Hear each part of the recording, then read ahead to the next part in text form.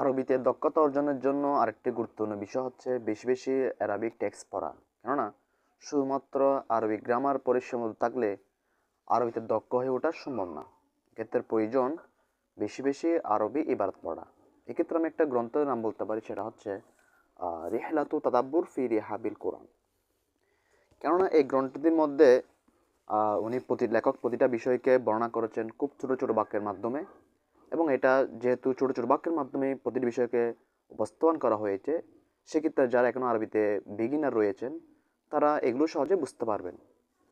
কেননা একই সাথে যেহেতু এটা একটা তাদাব্বুর নিয়ে গ্রন্থ, কোরআনের তাদাব্বুর, কোরআনের বুঝ নিয়ে করা, সেক্ষেত্রে একজন শিক্ষার্থী এখানে দীর্ঘদিন এটার সাথে সম্পৃক্ত থাকতে পারবেন। কেননা কোনো গ্রন্থ যদি শুরু করা হয়, সেটা যদি ভালো না লাগে কিংবা এনজয় করা না হয়, তাহলে দেখা যায় ওই গ্রন্থ, ওই টেক্সট বেশি দিন পড়া হয়ে ওঠে না।